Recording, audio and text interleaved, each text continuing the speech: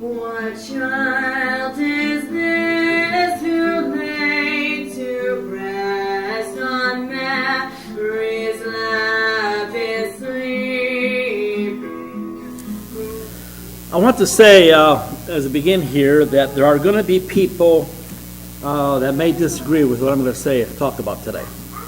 Now, I don't know if anybody here will disagree, and I don't know if anybody listening will here called but I know there are people who will disagree. by a Scottish author called named Alexander Hislop, and the book is titled Two Babylons, or the Papal Worship. And it's primarily it's an anti-Catholic discourse designed to expose the Catholic Church as being a pagan cult. Now, there's many things I disagree with Catholicism, and so I'm not here to speak in defense of Catholicism. Irish immigrants who are primarily But there's things I disagree with. And, They became known as know-nothings, but supposing someone asked them if they're a member, or if they would say, I know nothing. I know nothing. So they became known as the know-nothings. But they were concerned about the Catholic Church and then the Pope taking control of our republic. Now, let me give you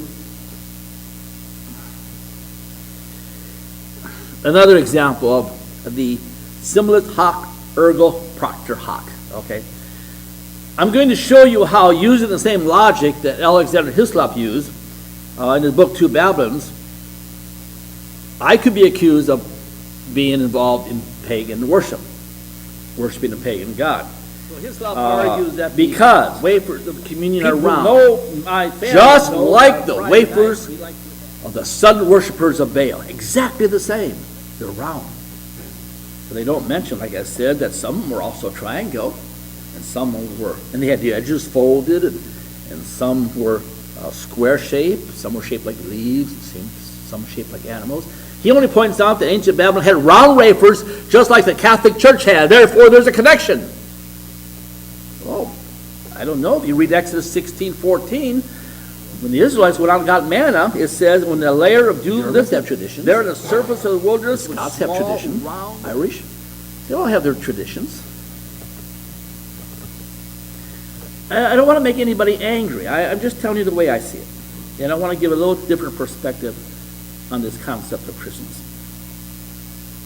When you think Christmas in a whole different way than those people telling you Christmas is heathen, is pagan, this, and this, and you hear that. Burial and the resurrection, and we do this in communion service. But is that true? Isaiah 9:6-7 says, For unto us a child is born, and unto us a son is given, and the government shall be upon his shoulder, and his name shall be called Wonderful Counselor, the Mighty God, the Everlasting Father, the Prince of Peace.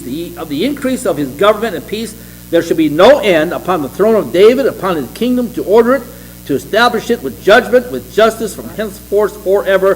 The zeal of the Lord of hosts shall perform. Now, in 1 Corinthians 10:25-27, we're going to see a principle that I think will answer this. It's not a direct reference, but it is a principle.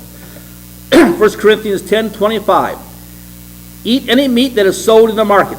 Do not ask to see if it is meat you think is wrong to eat. You may eat it.